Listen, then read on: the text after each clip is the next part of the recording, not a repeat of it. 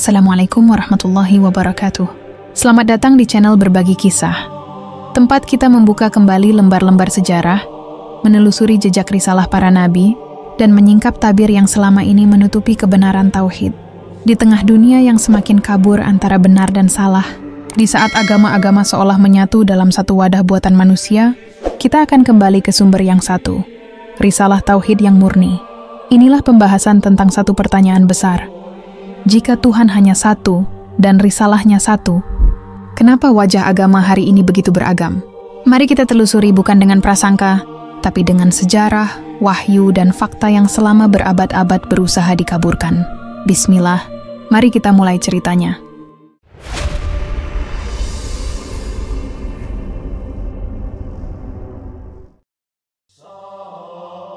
Bayangkan sebuah ruang sunyi di dalam perpustakaan kuno, di antara lembaran-lembaran naskah yang mulai lapuk dimakan waktu. Disinilah jejak sejarah peradaban manusia tersimpan. Bukan dalam bentuk slogan, bukan pula dalam narasi buatan, tapi dalam potongan-potongan catatan yang menyingkap sebuah pertanyaan yang telah bergema sejak zaman purba hingga hari ini. Jika Tuhan itu satu, kenapa wajah agama di dunia begitu beragam? Kenapa satu sumber ilahi bisa melahirkan begitu banyak jalan? Dan kenapa jalan itu seringkali berujung pada pertentangan? Pertanyaan ini bukan sekadar debat teologis. Ia adalah akar dari perjalanan panjang manusia sejak zaman Nabi pertama hingga hari ini. Dalam catatan sejarah Islam, jawaban atas pertanyaan ini tidak dibangun oleh opini, melainkan oleh rentetan risalah ilahi yang diturunkan dari langit kepada manusia melalui para nabi. Allah berfirman dalam Al-Quran Surat Al-Anbiya ayat 25. Dan kami tidak mengutus seorang rasul pun sebelum engkau, melainkan kami wahyukan kepadanya bahwa tidak ada Tuhan yang berhak disembah selain aku, maka sembahlah aku. Kalimat itu adalah fondasi awal dari sebuah kebenaran yang sangat besar, bahwa semua nabi, semua risalah, dan semua agama samawi pada hakikatnya membawa satu pesan. Tauhid, tidak ada Tuhan selain Allah. Tapi dari satu pesan ini, kenapa muncul beragam wajah agama? Jejaknya bermula jauh sebelum nama-nama agama modern lahir, bahkan sebelum nama Yahudi, Nasrani, dan Islam dikenal dunia. Jejak itu bermula dari Adam, manusia pertama, dan sekaligus nabi pertama. Dalam riwayat yang sahih disebutkan, Allah mengajarkan kepada Adam tentang ibadah, tauhid, dan aturan-aturan dasar kehidupan. Adam tidak hanya membawa kehidupan biologis manusia, tapi juga membawa risalah langit pertama yang mengajarkan bahwa tidak ada Tuhan selain Allah. Namun manusia tidak pernah hidup dalam ruang hampa. Seiring berkembangnya keturunan Adam, manusia mulai menyimpang. Mereka mulai mencintai ciptaan lebih dari sang pencipta, mulai menyanjung manusia saleh, hingga melupakan siapa yang sebenarnya disembah. Inilah awal perpecahan spiritual. Dalam Sahih Al-Bukhari terdapat riwayat tentang kaum Nabi Nuh. Kaum ini awalnya menyembah Allah, tapi setelah orang-orang saleh di antara mereka meninggal dunia, syaitan membisikkan agar mereka membuat patung untuk mengenang orang-orang saleh itu. Patung itu diberi nama Wad, Suwa'a, Yaghutz, Ya'uq, dan Nasr. Awalnya hanya sekadar mengenang, tapi generasi setelahnya mulai menyembah patung itu. Tauhid yang murni mulai terdistorsi oleh penyembahan terhadap makhluk. Sejak saat itu, sejarah agama manusia mulai bercabang. Setiap penyimpangan melahirkan bentuk kepercayaan baru, ritual baru, dan akhirnya agama-agama buatan manusia. Tapi Allah tidak pernah membiarkan manusia terjerumus tanpa peringatan. Dari generasi ke generasi, Allah mengutus nabi-nabi dengan satu seruan yang sama. Sembahlah Allah semata dan jauhilah taghut. Nabi Nuh diutus untuk mengembalikan kaumnya dari penyembahan berhala menuju tauhid. Nabi Ibrahim diutus ke tengah masyarakat Babilonia yang menyembah bintang, matahari, dan patung. Dalam Al-Quran Surat Al-An'am ayat 79, Ibrahim berkata, "Sesungguhnya aku hadapkan wajahku kepada Tuhan yang menciptakan langit dan bumi dengan penuh kepasrahan, dan aku bukanlah termasuk orang-orang yang mempersekutukan Tuhan." Ibrahim menjadi poros penting dalam sejarah agama manusia. Dari garis keturunannya lahirlah dua jalur besar. Keturunan Ishak yang kelak melahirkan Bani Israel dan para nabi di antara mereka, serta keturunan Ismail yang kelak menjadi jalur kelahiran Nabi Muhammad. Dua jalur ini bukanlah dua agama yang berbeda di awalnya. Mereka satu, sama-sama membawa tauhid Ibrahim, tetapi manusia tidak pernah berhenti menyimpang. Setelah wafatnya nabi-nabi, risalah itu seringkali ditafsirkan ulang, dipelintir, atau dikotori oleh kepentingan politik dan kekuasaan. Di masa Bani Israel, setelah masa Nabi Musa, banyak generasi yang mengubah isi Taurat. Sebagian ulama mereka menyembunyikan ayat, sebagian lain menambahkan hal-hal yang tidak pernah diturunkan oleh Allah. Al-Quran Surat Al-Baqarah ayat 79 dengan tegas mengungkapkan, "Maka celakalah orang-orang yang menulis kitab dengan tangan mereka, lalu berkata, 'Ini dari Allah,' untuk memperoleh keuntungan yang sedikit." Dari sinilah agama Yahudi seperti yang dikenal sekarang mulai terbentuk. Bukan sekadar risalah Musa, tetapi risalah yang telah bercampur dengan tradisi, tafsir, dan kepentingan manusia. Tauhid yang murni mulai berlapis oleh dogma dan hukum-hukum buatan. Lalu datang Isa bin Maryam, diutus bukan untuk membawa agama baru, melainkan untuk meluruskan penyimpangan Bani Israel. Ia menegaskan kembali tauhid, mengajarkan bahwa hanya Allah yang berhak disembah. Dalam Al-Quran Surat Al-Maidah ayat 72, Allah berfirman, "Sungguh telah kafir orang-orang yang berkata, sesungguhnya Allah itu adalah Al-Masih putra Maryam. Padahal Al-Masih sendiri berkata, wahai Bani Israel, sembahlah Allah Tuhanku dan Tuhanmu." Namun lagi-lagi, sepeninggal Isa, manusia membangun agama baru di atas nama risalahnya. Gereja-gereja konsili mengubah konsep tauhid menjadi doktrin Trinitas, menyamarkan Isa sebagai Tuhan, dan perlahan membentuk agama Nasrani seperti yang kita kenal hari ini. Padahal Isa tidak pernah mengajarkan bahwa dirinya Tuhan. Ia hanyalah utusan, para nabi sebelumnya. Sementara itu, di tanah Arab, keturunan Ismail mempertahankan tradisi tauhid Ibrahim untuk waktu yang lama. Tapi seiring berjalannya waktu, mereka pun tergelincir.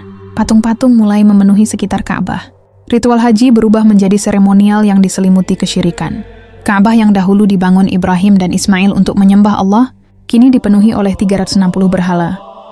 3 peradaban besar tumbuh, Yahudi dengan kitab Taurat yang telah diselewengkan, Nasrani dengan doktrin Trinitas yang lahir dari konsili manusia, dan Arab Jahiliyah dengan ritual politeisme. Di tengah semua itu, dunia menunggu kebangkitan terakhir sebuah risalah. Lalu pada tahun 570 Masehi, di Makkah, lahirlah Muhammad bin Abdullah. Dari keturunan Ismail, ia membawa risalah yang sama seperti Adam, Nuh, Ibrahim, Musa, dan Isa. Tidak ada Tuhan selain Allah. Dalam Al-Quran Surat Al-Anbiya ayat 107, Allah menyebutnya, "Dan tidaklah kami mengutus engkau, wahai Muhammad, melainkan sebagai rahmat bagi seluruh alam." Muhammad bukan membawa agama baru. Islam bukan agama keempat setelah Yahudi dan Nasrani. Islam adalah bentuk terakhir dari satu risalah yang sama, Tauhid. Kata Islam berarti berserah diri kepada Allah. Adam, Nuh, Ibrahim, Musa, dan Isa, semuanya membawa Islam dalam makna ini. Tapi risalah Muhammad menjadi penutup, sekaligus korektor dari semua penyimpangan manusia sebelumnya. Sejarah mencatat, Islam berkembang bukan karena pedang, tapi karena risalahnya yang memulihkan sesuatu yang telah lama hilang, kemurnian penyembahan kepada Allah. Di Jazirah Arab, ayat-ayat Al-Quran dibacakan bukan sebagai suara baru, tapi sebagai gema dari suara para nabi sebelumnya. Orang-orang Yahudi mengenal nubuat tentang nabi terakhir. Orang-orang Nasrani mengetahui kabar kedatangannya dari Injil yang asli, tapi sebagian menolak, sebagian menyelewengkan, dan sebagian lagi menyembunyikan kebenaran itu. Dari titik inilah wajah agama dunia mulai terlihat seperti yang kita kenal sekarang. Bukan karena Allah banyak, tapi karena manusia memecah satu risalah menjadi banyak aliran. Seperti sungai yang mengalir dari satu sumber, lalu bercabang ke berbagai arah, sebagian mengalir jernih, sebagian mengalir keruh, sebagian berhenti menjadi rawa yang kering. Di balik semua keragaman agama ini, ada jejak yang sangat jelas. Satu Tuhan, satu risalah, dan satu pesan utama, Tauhid. Para nabi tidak saling bertentangan, karena semua datang dari sumber yang sama. Yang bertentangan adalah tafsir manusia setelah para nabi pergi. Riwayat-riwayat sahih menunjukkan bahwa Nabi Muhammad bersabda, para nabi itu bersaudara. Agama mereka satu, risalah mereka satu. Perbedaan hanya pada syariat praktis di zaman masing-masing, bukan pada inti tauhidnya. Maka Islam tidak datang untuk menghancurkan agama-agama sebelumnya, tetapi untuk meluruskannya. Namun manusia modern sering melihat agama sebagai institusi, bukan risalah. Mereka lupa bahwa Yahudi, Nasrani, dan Islam bukan 3 Tuhan yang berbeda, tetapi satu pesan yang diselewengkan dengan 3 cara yang berbeda. Ketika risalah menjadi institusi, maka kepentingan politik ikut bermain. Kaisar Roma, Raja Bani Israel, dan para pemimpin Quraisy menjadikan agama sebagai alat kekuasaan. Dari sinilah perpecahan semakin melebar. Banyak fakta sejarah mencengangkan yang jarang diungkap. Misalnya, Konsili Nisea pada tahun 325 Masehi bukan peristiwa keagamaan murni, melainkan pertemuan politik yang dipimpin Kaisar Konstantin. Di sana doktrin Trinitas dirumuskan, bukan diturunkan. Injil-injil yang tidak sejalan dengan keputusan konsili dibakar atau dilarang. Nama-nama seperti Barnabas dan Injilnya dihapus dari sejarah resmi. Risalah Isa yang semula murni tauhid berubah menjadi kepercayaan terhadap Tuhan tiga dalam satu. Di sisi lain, Yahudi yang awalnya menyembah Allah, mulai membangun identitas eksklusif umat pilihan. Risalah Musa yang universal berubah menjadi agama etnis yang membatasi siapa yang dianggap umat Tuhan. Dalam proses ini, ayat-ayat tauhid pun banyak yang disembunyikan. Sedangkan di tanah Arab, penyimpangan lebih vulgar. Berhala-berhala menjadi simbol kabilah, diperdagangkan, bahkan dijadikan sumber ekonomi. Ka'bah yang seharusnya menjadi pusat tauhid, justru dijadikan pasar ritual syirik. Dalam kondisi seperti inilah Islam turun. Bukan sebagai agama baru, tapi sebagai pembongkar penyimpangan lama. Al-Quran datang seperti cahaya tajam yang menghapus kabut panjang sejarah manusia. Ia menyingkap bahwa semua nabi membawa risalah yang sama. Dalam Al-Quran surat Al-Imran ayat 19 Allah berfirman, "Sesungguhnya agama di sisi Allah hanyalah Islam." Islam dalam ayat ini bukan semata label, tapi esensi penyerahan diri kepada Allah. Adam berislam, Nuh berislam, Ibrahim berislam, Musa berislam, Isa berislam. Tapi umat-umat setelah mereka mengubah ajaran tersebut. Pertanyaan besarnya kini bukan lagi kenapa banyak agama, tetapi siapa yang masih memegang risalah asli dari langit. Jawabannya hanya bisa ditemukan dengan menyusuri jejak sejarah, bukan dari klaim semata. Jejak itu bisa dilihat dengan jelas. Risalah Adam diselewengkan menjadi penyembahan berhala. Risalah Nuh dilupakan. Risalah Ibrahim dipecah dua, satu menjadi Yahudi, satu menjadi Nasrani, dan keduanya keluar dari kemurnian tauhid. Lalu datang risalah Muhammad, bukan untuk menambah agama keempat, tapi untuk mengembalikan semuanya ke satu sumber. Namun sejarah juga menunjukkan, bahkan setelah Islam datang, penyimpangan tidak berhenti. Seiring berjalannya waktu, muncul pula sekte-sekte dalam tubuh Islam sendiri. Sebagian membawa pemahaman benar, sebagian lain menyusupkan ajaran-ajaran luar, tapi berbeda dengan agama-agama sebelumnya. Al-Quran dijaga langsung oleh Allah. Dalam Al-Quran surat Al-Hijr ayat 9, Allah berfirman, "Sesungguhnya kamilah yang menurunkan Al-Quran, dan sesungguhnya kami benar-benar menjaganya." Inilah yang membedakan Islam dengan risalah-risalah sebelumnya. Taurat diubah oleh manusia, Injil ditulis ulang, tapi Al-Quran dihafal oleh ribuan sahabat, dicatat dalam mushaf, dan dijaga hingga hari ini tanpa berubah satu huruf pun. Fakta ini tidak dapat dibantah oleh sejarah, karena manuskrip-manuskrip Al-Quran tertua hingga kini, sama dengan mushaf yang dibaca di seluruh dunia. Kenyataan ini membuat pertanyaan awal menjadi semakin tajam. Jika Tuhan itu satu, kenapa agama banyak? Jawabannya bukan karena Tuhan banyak, tetapi karena manusia seringkali menolak tunduk kepada satu Tuhan. Manusia menciptakan agama-agama baru atas nama budaya, suku, politik, bahkan ekonomi. Tapi risalah langit tidak pernah berubah. Ketika satu agama terbentuk dari penyimpangan, ia tidak benar-benar membawa Tuhan baru. Ia hanya membungkus ulang satu risalah dengan wajah yang berbeda. Itulah kenapa banyak agama, tapi Tuhannya tetap satu. Dunia modern mencoba memandang agama seperti jalan-jalan menuju satu puncak gunung. Tapi pandangan ini tidak pernah diajarkan para nabi. Para nabi tidak pernah berkata bahwa semua jalan benar. Mereka semua menyeru pada satu jalan. Sembahlah Allah semata, jauhi taghut. Maka bukan semua jalan menuju Tuhan, hanya satu jalan yang lurus. Sejarah mencatat bagaimana risalah yang satu ini menyebar, bukan dengan paksaan, tapi dengan kejelasan pesan.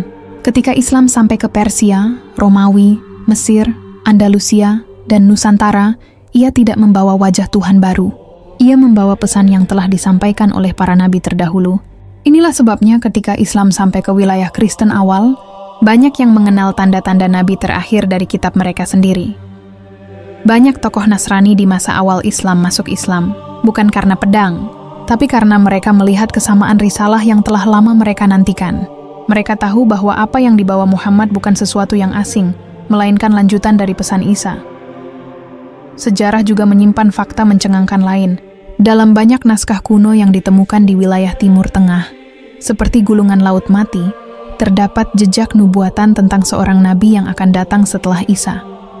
Sifat-sifatnya sesuai dengan Muhammad, tapi seiring berjalannya waktu, banyak naskah itu disembunyikan atau diabaikan oleh otoritas gereja. Kita sedang menelusuri sebuah rantai panjang sejarah yang diselimuti lapisan-lapisan kabut. Kabut itu bukan milik Tuhan, tapi milik manusia. Kabut dari keserakahan, kesombongan, dan kekuasaan. Tapi di balik kabut itu, cahaya risalah tetap satu. Dari Adam hingga Muhammad, pesan itu tidak pernah berubah. Inilah mengapa dalam Islam, semua nabi dihormati. Muslim tidak boleh membeda-bedakan mereka, karena mereka semua satu keluarga risalah. Tidak ada agama yang benar-benar berdiri terpisah dari sejarah para nabi. Yang ada hanyalah satu risalah yang terus diwariskan, diselewengkan oleh sebagian manusia, lalu diluruskan kembali oleh nabi berikutnya, hingga akhirnya disempurnakan oleh Nabi Muhammad. Maka ketika kita melihat banyaknya agama hari ini, jangan bayangkan itu sebagai banyaknya Tuhan. Lihatlah itu sebagai cermin dari sejarah panjang penyimpangan dan pelurusan risalah. Manusia memecah, Allah menyatukan.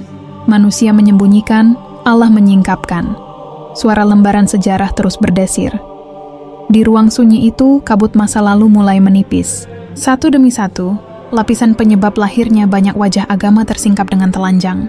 Dan pada titik ini, kita mulai memasuki wilayah paling sensitif dari seluruh perjalanan sejarah keagamaan manusia, politik, dan kekuasaan.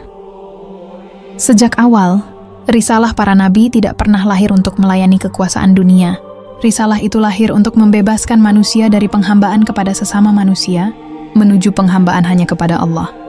Tapi di tangan penguasa, risalah suci seringkali berubah menjadi alat legitimasi politik. Dan disinilah titik awal perpecahan besar agama-agama dunia semakin mengeras. Mari kita tarik benang ini lebih dalam. Ketika Musa membebaskan Bani Israel dari perbudakan Mesir, mereka menerima risalah Tauhid di kaki Gunung Sinai. Tapi sejarah mencatat, tidak lama setelah Musa pergi untuk menerima wahyu, sebagian mereka justru menyembah anak lembu emas yang dibuat dengan tangan mereka sendiri. Inilah titik pertama di mana risalah ilahi dibenturkan dengan kepentingan manusia. Sebagian Bani Israel menginginkan simbol-simbol kekuasaan, bukan tauhid yang murni. Sejak saat itu, pemimpin-pemimpin spiritual di kalangan Bani Israel mulai memiliki dua wajah. Wajah pertama adalah wajah para nabi dan orang saleh yang mempertahankan kemurnian risalah. Wajah kedua adalah wajah para tokoh agama yang menjual ayat-ayat Allah demi kekuasaan. Dalam Al-Quran Surat Al-Baqarah ayat 174, Allah mengungkapkan, "Sesungguhnya orang-orang yang menyembunyikan apa yang telah diturunkan Allah dalam kitab dan menukarnya dengan harga yang sedikit, mereka itu sebenarnya tidak memakan ke dalam perut mereka melainkan api." Mereka tidak sekadar menyembunyikan ayat, mereka membangun struktur kekuasaan atas nama agama. Dari sinilah lahir kelompok-kelompok eksklusif dalam tubuh Bani Israel. Sebagian menyatakan diri sebagai satu-satunya umat pilihan. Sebagian lain menganggap hukum Allah bisa dinegosiasikan dengan penguasa. Ketika kekuasaan menjadi lebih penting daripada kebenaran, maka wajah agama pun mulai pecah menjadi sekat-sekat kepentingan. Ratusan tahun kemudian, saat Isa bin Maryam diutus, situasinya semakin rumit. Para tokoh agama Yahudi pada masa itu tidak hanya menguasai tempat ibadah, tetapi juga mengendalikan tatanan sosial dan politik masyarakat. Ketika Isa datang dengan risalah tauhid yang murni dan menyerang kemunafikan mereka, reaksi pertama bukanlah mendengarkan, tetapi menyingkirkannya. Isa bukan ditolak karena risalahnya salah, tapi karena risalahnya mengancam kekuasaan mereka. Setelah Isa diangkat, sejarah berubah drastis. Kaisar-kaisar Romawi yang awalnya memerangi para pengikut Isa, pada akhirnya justru mengambil alih gerakan ini untuk kepentingan politik mereka sendiri. Kaisar Konstantin bukanlah nabi, bukan pula orang suci. Ia adalah penguasa yang cerdas dan licik. Ia tahu, kekaisaran Romawi yang luas membutuhkan satu fondasi ideologis untuk menyatukan rakyatnya yang tercerai-berai. Dan agama adalah alat paling kuat untuk itu. Maka pada tahun 325 Masehi, Konsili Nicea digelar. Para pemimpin gereja berkumpul bukan untuk mencari kebenaran wahyu, tetapi untuk menetapkan doktrin resmi yang sesuai dengan kepentingan kekaisaran. Doktrin Trinitas lahir bukan dari Isa, bukan dari Injil asli, tapi dari hasil voting politik dalam konsili. Injil yang tidak mendukung keputusan ini dilarang, sebagian dihancurkan, dan pengikutnya diburu. Dari sinilah agama Nasrani seperti yang dikenal dunia modern mulai terbentuk. Sebuah risalah tauhid diubah menjadi agama negara. Tuhan dijadikan simbol kekaisaran. Isa yang diutus untuk mengajak manusia menyembah Allah semata, dijadikan Tuhan itu sendiri. Risalah menjadi alat untuk menyatukan rakyat di bawah satu imperium, bukan lagi untuk menyatukan hati manusia di bawah satu Tuhan. Fenomena ini bukan hanya terjadi di Roma. Di tanah Arab, proses yang serupa terjadi dalam bentuk yang berbeda. Setelah kemurnian tauhid Ibrahim lama dijaga, lambat laun kabilah-kabilah Arab mulai membawa patung-patung ke sekitar Ka'bah. Mereka meletakkan simbol-simbol suku mereka sebagai representasi Tuhan, lalu mengklaim diri sebagai pewaris sejati rumah Allah. Padahal Ka'bah dibangun bukan untuk satu suku, tapi untuk semua manusia. Kekuasaan kabilah Quraisy semakin besar. Mereka mengendalikan ritual haji, mengatur siapa yang boleh beribadah, dan memonopoli simbol-simbol agama demi kekuasaan ekonomi. Dari sinilah Makkah sebelum Islam menjadi pusat spiritual, sekaligus pusat ekonomi besar Arab Jahiliyah. Ketika Nabi Muhammad membawa risalah tauhid, ia tidak hanya berhadapan dengan perbedaan teologis, tetapi juga dengan struktur kekuasaan raksasa yang berakar dalam agama suku. Penolakan kaum Quraisy terhadap Islam bukan semata karena mereka tidak percaya, tetapi karena mereka tahu jika menerima risalah itu, mereka harus kehilangan kendali atas Ka'bah dan ekonomi yang mengelilinginya. Kita melihat pola yang sama di seluruh sejarah agama manusia. Penyimpangan risalah selalu bertemu di satu titik, kekuasaan. Ketika agama digunakan untuk menguatkan kepentingan duniawi, maka wajah agama terpecah. Masing-masing kelompok mengklaim mewakili Tuhan, padahal yang mereka perjuangkan adalah singgasana mereka sendiri. Setelah Islam tegak di Makkah dan Madinah, risalah tauhid kembali murni. Al-Quran diturunkan, risalah Muhammad menyebar ke berbagai penjuru. Tapi sejarah manusia selalu berulang. Setelah Nabi wafat, sebagian kelompok mulai membangun tafsir dan kekuasaan masing-masing. Namun ada satu hal besar yang membedakan Islam dengan agama-agama sebelumnya. Al-Quran tidak bisa diubah. Meski berbagai kekuatan politik muncul dalam sejarah Islam, dinasti Umayyah, Abbasiyah, Fatimiyah, Utsmaniyah, isi Al-Quran tetap utuh. Tidak ada penguasa yang bisa menyentuh teksnya, karena ribuan penghafal Al-Quran menyebar di seluruh wilayah Islam. Bahkan ketika satu dinasti runtuh, Al-Quran tetap dibaca dengan ayat yang sama. Namun meskipun Al-Quran terjaga, tafsir manusia terhadap agama ini mulai beragam. Sebagian berpegang pada jalan Ahlus Sunnah wal Jamaah, sebagian lain menyimpang, mencampurkan ajaran luar, atau membelokkan risalah untuk kepentingan politik mereka. Inilah sebabnya dalam tubuh Islam pun muncul sekte-sekte dengan wajah yang berbeda-beda. Perbedaan ini tidak lahir dari ayat-ayat Al-Quran, tetapi dari cara manusia menafsirkan dan menggunakan agama. Jika kita telusuri jejak sejarahnya, sekte-sekte ini muncul pada masa awal fitnah besar. Setelah wafatnya Utsman bin Affan, saat kekuasaan Islam mulai terpecah. Dari fitnah itu lahirlah Khawarij, Syiah, dan berbagai aliran lainnya, masing-masing membawa tafsir politiknya sendiri atas agama. Tetapi Ahlus Sunnah wal Jamaah tetap memegang prinsip utama. Risalah tidak boleh ditundukkan oleh kekuasaan. Risalah harus tetap murni sebagaimana yang dibawa oleh Nabi Muhammad dan dipahami oleh para sahabatnya. Maka dalam perjalanan sejarah Islam, kita melihat dua arus besar. Arus risalah yang lurus, dan arus kekuasaan yang terus mencoba mencengkeram agama.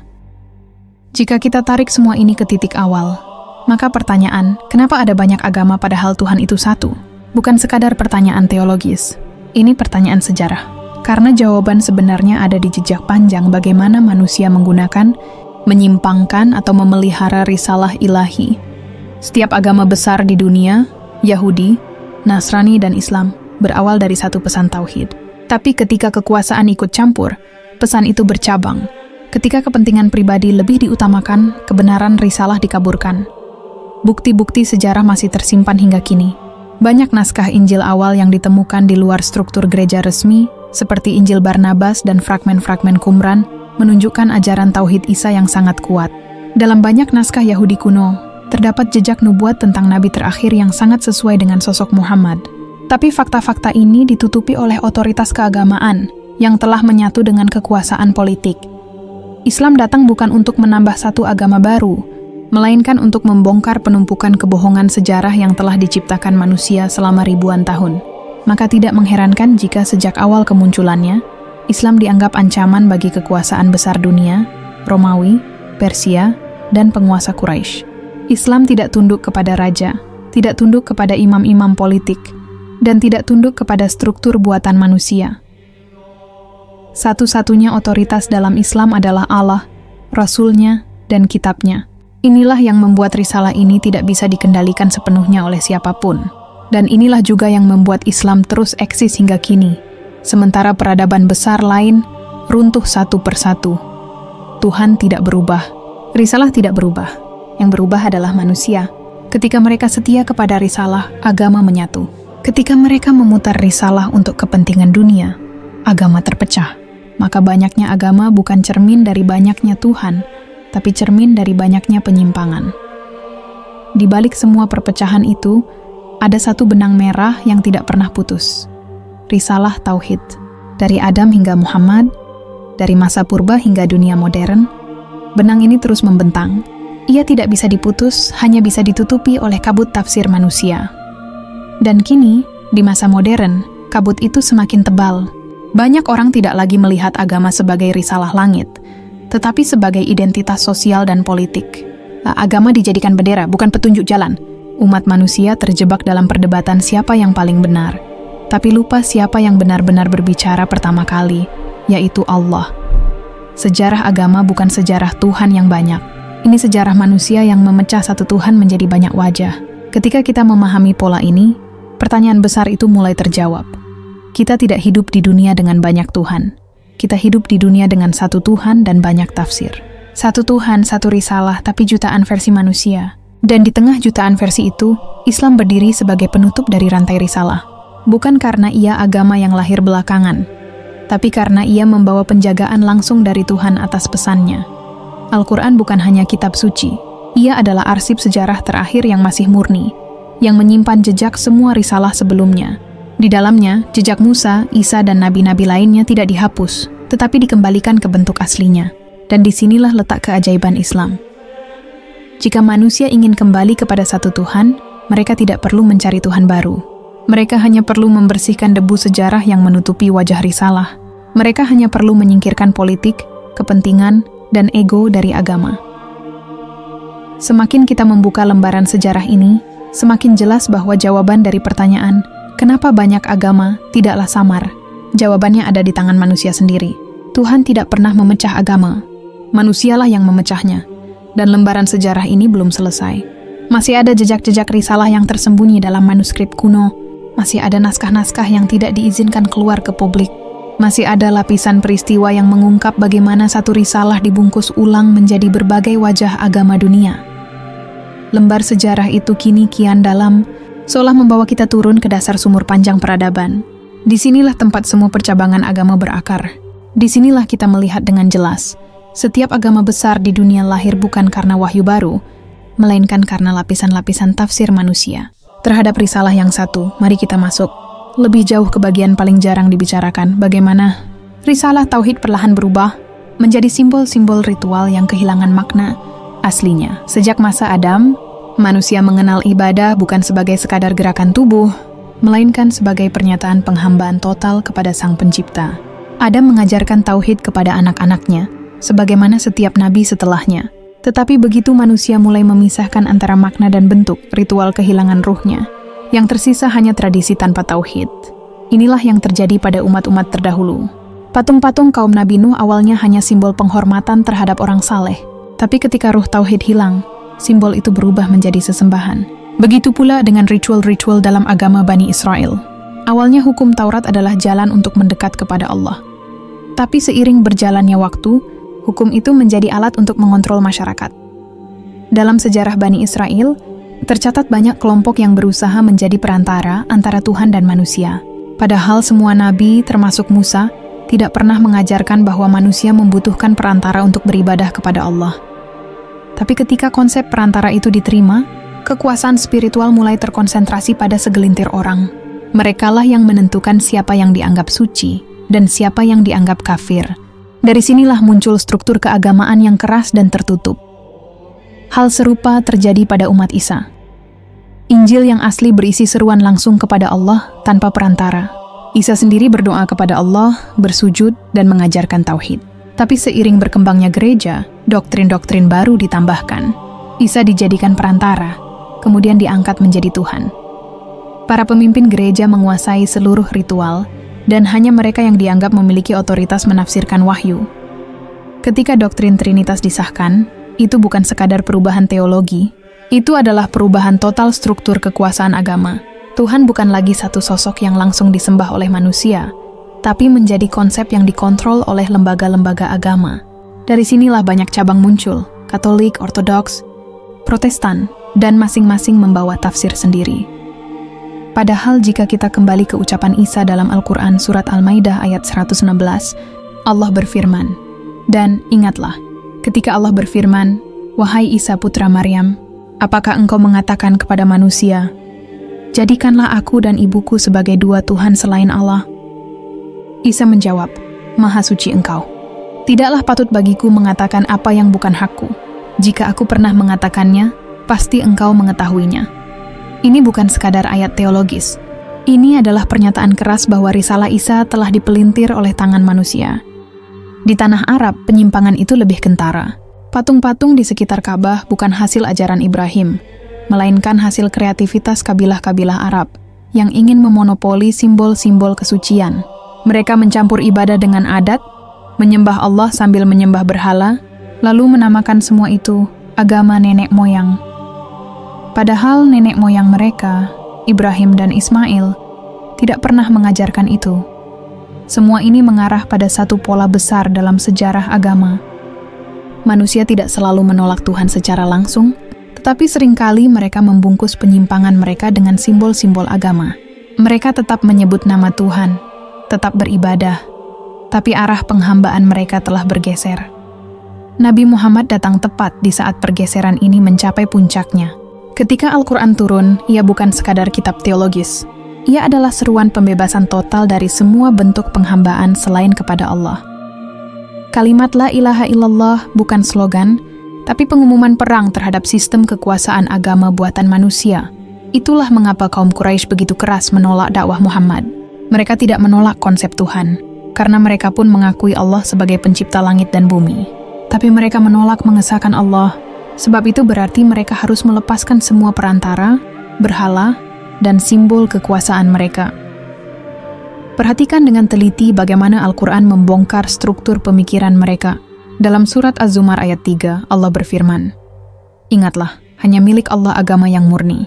Dan orang-orang yang mengambil pelindung selain Dia berkata, "Kami tidak menyembah mereka, melainkan supaya mereka mendekatkan kami kepada Allah dengan sedekat-dekatnya." Ayat ini menyingkap pola yang sama dengan semua agama yang menyimpang. Mereka tetap mengklaim menyembah Tuhan, tetapi melalui perantara-perantara yang mereka buat sendiri. Inilah akar dari munculnya banyak agama. Tuhan tetap satu, tapi manusia membangun jalan-jalan buatan di luar jalan yang ditetapkan Tuhan.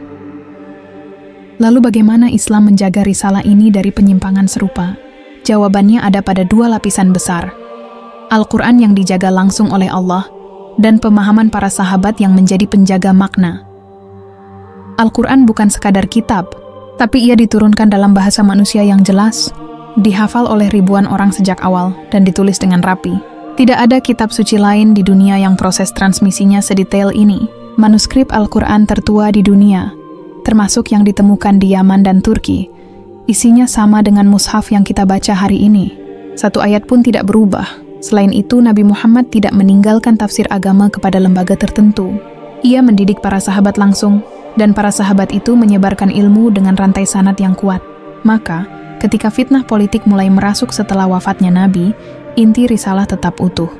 Namun, seperti biasa, politik tidak tinggal diam. Sejarah mencatat bagaimana munculnya berbagai sekte dalam Islam, bukan karena perbedaan wahyu, melainkan perbedaan tafsir akibat konflik politik. Khawarij muncul dari ketegangan politik antara Ali bin Abi Thalib dan Muawiyah. Syiah muncul dengan narasi politik tentang hak kepemimpinan. Kelompok-kelompok ekstrim muncul dengan ide-ide yang jauh dari pemahaman para sahabat. Meski demikian, Ahlus Sunnah wal Jamaah tetap bertahan dengan satu prinsip. Kembali kepada Al-Quran dan Sunnah yang sahih. Prinsip inilah yang membuat Islam tidak pernah terpecah menjadi agama baru, meskipun aliran-aliran kecil bermunculan. Sejarah dunia menunjukkan bahwa ketika agama kehilangan kitab sucinya yang murni, agama itu akan pecah menjadi banyak cabang dan wajah. Tapi ketika kitab itu terjaga, walau muncul banyak tafsir, inti risalah tidak akan pernah hilang. Maka Islam bukan sekadar satu agama di antara banyak agama. Ia adalah penjaga terakhir risalah langit yang satu itu. Risalah yang dimulai sejak Adam, diulang oleh Nuh, ditegaskan oleh Ibrahim, dibawa oleh Musa dan Isa, lalu ditutup dengan Muhammad. Tapi dunia modern justru mengajarkan narasi sebaliknya, bahwa semua agama sama, semua jalan menuju Tuhan, dan semua kebenaran relatif. Ini bukan pemikiran baru. Pemikiran semacam ini pertama kali tumbuh pada masa Kekaisaran Besar Romawi ketika agama dijadikan alat stabilisasi politik. Semakin banyak aliran dibiarkan hidup, semakin mudah kekuasaan mengendalikan mereka. Kini, pemikiran itu tumbuh kembali dalam bentuk modern. Agama tidak lagi dilihat sebagai risalah langit, tetapi sebagai identitas budaya. Orang boleh punya Tuhan, tapi Tuhan dianggap sekadar simbol. Risalah dianggap tafsir pribadi. Inilah wajah baru penyimpangan agama di abad modern.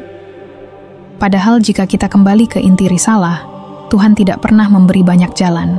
Dalam Al-Quran surat Al-An'am ayat 153, Allah berfirman, "Dan inilah jalanku yang lurus, maka ikutilah dia.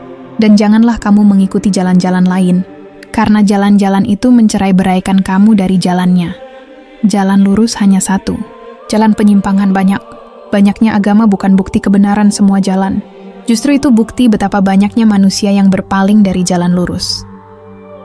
Jika kita lihat dari kacamata sejarah panjang, setiap penyimpangan agama terjadi karena 3 hal. Pertama, penambahan perantara dalam penyembahan. Kedua, penggabungan agama dengan kekuasaan politik. Dan ketiga, penghilangan kitab suci asli atau penyelewengan tafsirnya. 3 hal inilah yang melahirkan wajah-wajah agama yang kita lihat sekarang. Yahudi menyimpang ketika risalah Musa berubah menjadi eksklusivitas kelompok. Nasrani menyimpang ketika Isa dijadikan Tuhan. Agama-agama penyembah berhala lahir dari patung-patung yang semula hanya simbol, dan Islam tetap pada jalur risalah aslinya, karena Allah sendiri menjaganya dari perubahan. Namun, meski terjaga dari perubahan teks, Islam tetap menghadapi pertempuran besar. Pertempuran melawan kabut tafsir manusia yang berusaha menutup cahaya risalah. Ini bukan pertempuran pedang, melainkan pertempuran narasi, ideologi, dan pemahaman. Disinilah kita mulai memahami betapa pentingnya narasi tauhid dijaga, bukan hanya dalam teks, tapi dalam hati umat. Ketika hati umat mulai menyimpang, maka sejarah akan berulang, seperti yang terjadi pada umat-umat terdahulu. Dan saat ini, kabut penyimpangan itu semakin tebal. Banyak orang yang mengaku beragama tapi kehilangan ruh tauhid. Banyak yang beribadah tapi tidak tahu siapa yang sebenarnya mereka sembah. Banyak yang berbicara atas nama Tuhan, padahal mereka hanya menyuarakan kepentingan dunia. Inilah era di mana banyak agama berdiri, tapi sedikit yang benar-benar memahami risalah Tuhan. Era di mana suara tauhid ditenggelamkan oleh kebisingan tafsir-tafsir manusia. Tapi sejarah selalu memiliki pola. Sebagaimana risalah dibawa oleh Adam, dilanjutkan oleh para nabi, lalu disempurnakan oleh Muhammad, maka kebenaran selalu punya jalan untuk bangkit. Tidak ada kabut yang bisa menutupi cahaya selamanya. Di balik banyaknya agama, ada satu risalah yang tetap hidup. Ia bukan suara lembaga, bukan suara penguasa, bukan suara mayoritas. Ia adalah suara dari langit. Suara yang sama yang didengar oleh Adam, Nuh, Ibrahim, Musa, Isa, dan Muhammad menurut jejak itu membawa kita pada satu simpul sejarah yang jarang diungkap. Sebuah titik di mana agama bukan lagi sekadar keyakinan, melainkan instrumen kekuasaan. Jika kita telusuri ke belakang, setelah wafatnya Nabi Muhammad, Islam menyebar dengan sangat cepat. Dalam kurun waktu beberapa dekade, risalah tauhid telah mencapai 3 benua. Tapi di saat Islam membawa cahaya, politik kekuasaan mulai menyusup ke dalam tubuh umat, bukan untuk mengganti wahyu, tetapi untuk membungkus kepentingan dengan jubah agama. Pada masa kekhalifahan, terutama setelah terbentuknya dinasti-dinasti besar, tafsir agama mulai menjadi wilayah strategis. Para penguasa tahu, mengendalikan tafsir sama dengan mengendalikan arah umat.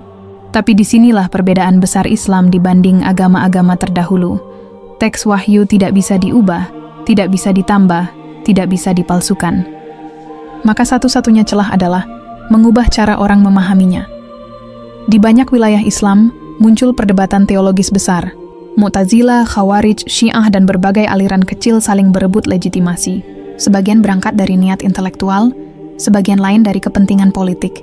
Namun Ahlus Sunnah wal Jamaah tetap menjadi arus utama, menjaga pemahaman sebagaimana yang dipraktikkan para sahabat Nabi. Mengapa ini penting? Karena pada masa-masa awal sejarah agama-agama terdahulu, ketika otoritas tafsir jatuh ke tangan sekelompok elit, penyimpangan menjadi mudah terjadi. Dalam agama Yahudi, para rabi menjadi satu-satunya otoritas kebenaran. Dalam agama Nasrani, para pemimpin gereja menentukan doktrin. Dari sanalah wajah agama menjadi beragam dan terpecah. Tapi dalam Islam, Allah telah berfirman dalam Al-Quran surat Al-Hijr ayat 9. Sesungguhnya kamilah yang menurunkan Al-Quran, dan sesungguhnya kami benar-benar menjaganya. Ayat ini bukan sekadar janji pemeliharaan teks, tapi juga janji bahwa tidak ada lembaga atau kelompok yang bisa mengklaim monopoli atas wahyu.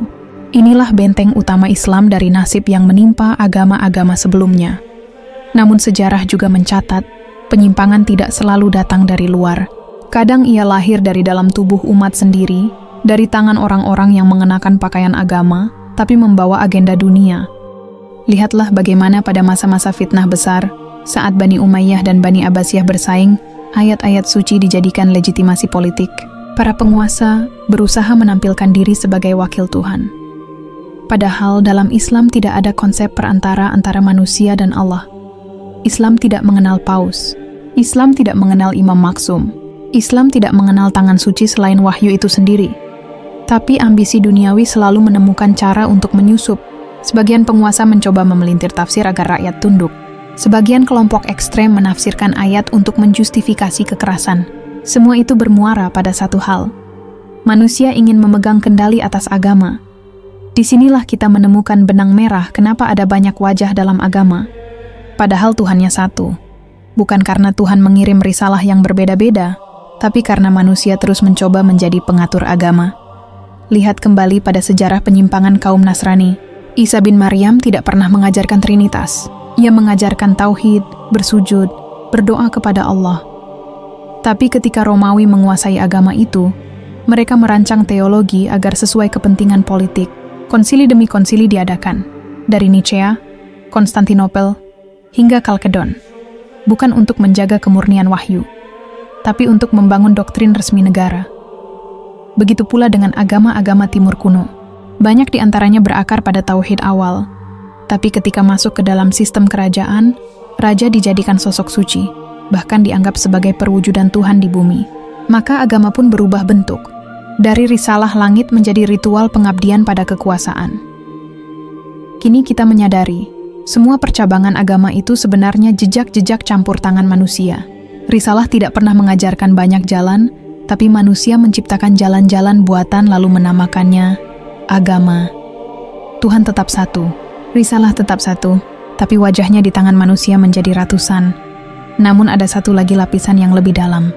Sebuah lapisan yang jarang disentuh bahkan oleh buku-buku sejarah resmi, yaitu bagaimana kekuatan dunia modern kini mengulang pola Romawi dalam bentuk baru. Pengendalian agama secara global melalui narasi dan wacana.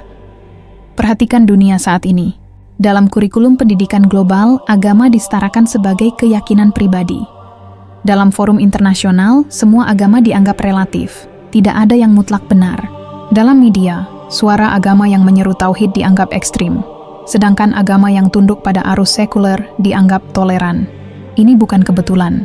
Ini adalah strategi. Sebab jika tauhid ditegakkan dengan murni, maka semua bentuk kekuasaan buatan manusia akan runtuh. Risalah tauhid berarti tidak ada perantara, tidak ada mediator, tidak ada lembaga yang bisa mengatur Tuhan. Dan itu adalah ancaman bagi sistem dunia modern yang dibangun atas dasar kontrol. Maka, alih-alih mengubah kitab suci seperti masa lalu, mereka memilih mengubah cara manusia memandang agama. Risalah dipelintir melalui pendidikan, budaya populer, dan media massa. Agama dijadikan sekadar identitas, bukan kebenaran. Inilah fase penyimpangan tingkat tinggi. Ketika manusia tidak lagi berani menolak Tuhan secara terbuka, tapi menjadikan Tuhan hanya simbol kosong. Lalu di mana posisi Islam dalam pusaran ini? Islam berdiri sebagai benteng terakhir tauhid. Tapi benteng ini pun terus digempur dari segala arah. Bukan dengan pedang, tapi dengan ideologi. Bukan dengan penjajahan fisik, tapi dengan infiltrasi makna. Perhatikan bagaimana banyak anak muda Muslim sekarang mengenal Islam hanya sebagai identitas, bukan risalah. Mereka tahu nama Allah, tapi tidak memahami mengapa hanya Allah yang berhak disembah. Mereka mengenal ritual, tapi tidak lagi memahami maknanya. Mereka memakai simbol agama, tapi kehilangan ruhnya. Inilah pola sejarah yang sedang berulang, persis seperti masa Bani Israel ketika mereka menyembah berhala, sambil tetap mengaku beriman kepada Tuhan. Persis seperti masa kaum Nasrani ketika Isa dijadikan perantara. Persis seperti masa kaum Quraisy ketika berhala mengelilingi Ka'bah, tapi mereka tetap mengaku menyembah Allah. Di titik inilah pertanyaan besar itu terasa begitu tajam. Kenapa ada banyak agama? Padahal Tuhan itu satu, karena manusia tidak pernah berhenti membuat tirai-tirai di antara dirinya dan Tuhan. Karena manusia selalu ingin mengatur bagaimana cara Tuhan disembah, karena manusia lebih suka jalan yang mereka buat sendiri ketimbang jalan lurus yang Allah tetapkan. Dan karena risalah ini begitu murni, ia akan selalu mengguncang sistem dunia, dari zaman nabi-nabi terdahulu hingga dunia modern saat ini. Maka tidak mengherankan bila Islam sering menjadi pusat sorotan dunia. Risalah ini tidak cocok dengan sistem perantara. Risalah ini tidak tunduk pada otoritas selain Allah. Risalah ini tidak bisa dinegosiasikan untuk kepentingan siapapun. Islam berdiri seperti batu karang yang menghantam arus besar sinkretisme global, tapi arus itu tidak berhenti. Ia terus mendorong, pelan tapi pasti, membentuk opini, menggiring persepsi, mengaburkan batas kebenaran dan kebatilan. Maka pertempuran risalah hari ini bukan lagi di medan perang terbuka, melainkan di ruang narasi, ruang ide, ruang makna. Lembar sejarah ini kini memperlihatkan wajah sebenarnya dari zaman kita. Sebuah zaman yang mengulang semua pola lama, tapi dengan wajah modern. Zaman di mana agama dijinakkan oleh sistem dunia. Zaman di mana Tuhan tetap disebut, tapi kedaulatannya disempitkan menjadi sekadar simbol budaya. Namun sejarah selalu memiliki satu jalur terang. Tauhid tidak pernah padam. Risalah ini selalu muncul kembali, meski berkali-kali ditutup kabut tafsir manusia. Seperti matahari yang tetap bersinar di balik awan tebal, cahaya tauhid akan selalu menembus tirai. Dan di saat itu terjadi, tembok-tembok buatan manusia akan runtuh. Semua agama buatan akan kehilangan daya. Yang tersisa hanyalah satu risalah, satu jalan, satu Tuhan. Lembar demi lembar mulai menunjukkan sesuatu yang lebih menegangkan. Jejak bagaimana arsitektur agama global saat ini tengah diarahkan pada satu tujuan besar. Bukan menyatukan manusia dalam kebenaran, tapi menyatukan agama dalam relativitas. Inilah babak yang sedang terbuka di depan mata kita. Babak yang akan menentukan apakah umat akan menjaga kemurnian tauhid atau akan larut dalam arus besar penyamaan semua agama. Jejak sejarah itu membawa kita ke sebuah simpul besar yang jarang disentuh oleh narasi umum. Proyek penyatuan agama secara global, bukan dalam makna kembali kepada tauhid, melainkan dalam makna menghapus klaim kebenaran mutlak. Pola ini bukan baru muncul hari ini. Ia sudah dimulai sejak masa Kekaisaran Romawi, dilanjutkan pada masa kolonialisme Eropa, dan kini menjadi bagian dari agenda besar peradaban modern. Sebuah narasi halus, sistematis, dan perlahan yang menyusup ke ruang pendidikan, diplomasi, bahkan ke dalam diskusi keagamaan umat Islam sendiri. Lihat bagaimana pada masa Kaisar Konstantinus di abad keempat Masehi, Kekaisaran Romawi menghadapi keretakan internal akibat perbedaan keyakinan antara berbagai sekte Kristen awal. Ada kelompok yang masih memegang tauhid, seperti pengikut Arius, dan ada pula kelompok yang mulai menerima doktrin ketuhanan Isa. Untuk mengatasi perpecahan itu, Konstantinus mengadakan konsili Nicea pada tahun 325 Masehi. Konsili ini bukan ajang keagamaan murni, tetapi forum politik. Isa diangkat sebagai bagian dari Trinitas bukan karena teks wahyu, melainkan karena kompromi politik yang dianggap bisa menyatukan kekaisaran. Arius dan para pengikutnya diusir. Naskah-naskah mereka dihancurkan, dan wajah baru agama Nasrani pun dibentuk. Pola ini berulang pada masa modern. Ketika dunia berada di bawah bayang-bayang kekuatan besar, konsep agama universal kembali diusung. Tapi tidak ada satupun upaya penyatuan itu yang berbasis wahyu, melainkan berbasis relativisme. Semua agama dianggap setara, semua jalan dianggap sama, semua Tuhan dianggap satu entitas yang kabur. Terdengar indah, tapi di baliknya ada jebakan besar. Ketika semua agama dianggap sama, maka tidak ada lagi kebenaran tunggal. Ketika tidak ada kebenaran tunggal, maka manusia kehilangan arah. Ketika arah hilang, maka kekuasaan dunia yang menentukan kebenaran. Dan Islam, dengan risalah tauhid yang tegas, menjadi penghalang utama agenda ini. Islam bukan sekadar menyatakan bahwa Tuhan itu satu. Islam juga menyatakan bahwa hanya jalan Allah yang lurus, dan jalan-jalan lain adalah penyimpangan buatan manusia. Itulah sebabnya Islam tidak pernah cocok dengan proyek relativisme agama. Jika kita perhatikan, tanda-tanda upaya penyamaan agama ini kini semakin jelas. Banyak forum internasional yang menyerukan agama global tanpa batas. Banyak tokoh dunia yang mendorong agama-agama besar untuk menanggalkan klaim kebenaran absolutnya. Bahkan sebagian pemimpin agama Islam sendiri mulai terseret arus ini, dengan dalih toleransi dan perdamaian. Padahal Islam tidak pernah melarang hidup berdampingan dengan pemeluk agama lain. Al-Quran telah menegaskan dalam surat Al-Kafirun ayat 6, "Untukmu agamamu, dan untukku agamaku." Tapi Islam juga tidak pernah mengajarkan bahwa semua jalan menuju kebenaran. Inilah garis pemisah yang tajam antara toleransi sejati dan relativisme berbahaya. Toleransi berarti hidup berdampingan tanpa mencampur adukan akidah. Relativisme berarti menghapus perbedaan hingga tidak ada lagi kebenaran yang jelas. Sejarah panjang menunjukkan bahwa setiap kali risalah tauhid muncul, kekuasaan dunia akan berusaha menutupnya dengan kabut narasi kompromi. Nabi Nuh berhadapan dengan sistem sosial yang kuat. Nabi Ibrahim berhadapan dengan penguasa yang menjadikan berhala sebagai alat politik. Nabi Musa berhadapan dengan Fir'aun yang menjadikan dirinya Tuhan di muka bumi. Nabi Isa berhadapan dengan kekaisaran Romawi. Nabi Muhammad berhadapan dengan struktur ekonomi dan politik Quraisy. Dan umat Islam hari ini berhadapan dengan sistem global yang mencoba menghapus garis pembeda antara kebenaran dan kebatilan. Mereka tidak lagi membakar kitab. Mereka tidak lagi meruntuhkan masjid. Mereka membangun narasi. Mereka mengajarkan melalui film, musik, kurikulum, dan diskursus akademik bahwa semua agama sama, semua kebenaran setara, semua Tuhan satu dalam pengertian umum. Padahal Tuhan tidak pernah berubah, risalah tidak pernah ganda, tapi manusialah yang terus membangun lapisan-lapisan kabut di atasnya. Di titik ini, kita harus melihat sejarah bukan sebagai rangkaian masa lalu, melainkan peta besar pertarungan makna. Setiap agama yang ada hari ini, sejatinya adalah sisa dari satu risalah tauhid yang murni, lalu dipelintir oleh tangan manusia. Kaum Yahudi menyimpang dari risalah Musa. Kaum Nasrani menyimpang dari risalah Isa. Kaum penyembah berhala menyimpang dari risalah Ibrahim. Dan kini umat Islam diuji. Apakah mereka akan menjaga risalah Muhammad atau mengulang kesalahan umat-umat terdahulu? Perhatikan pola yang sangat jelas dalam sejarah ini. Penyimpangan agama selalu dimulai dengan satu langkah kecil. Membiarkan tafsir manusia mengaburkan tauhid. Ketika tauhid kabur, simbol-simbol mulai diagungkan. Ketika simbol diagungkan, perantara muncul. Ketika perantara muncul, kekuasaan agama terbentuk. Ketika kekuasaan agama terbentuk, agama terpecah menjadi banyak wajah. Tuhan tetap satu, tapi manusia sibuk membangun tembok-tembok buatan mereka sendiri. Lalu bagaimana Islam menghadapi tekanan global ini?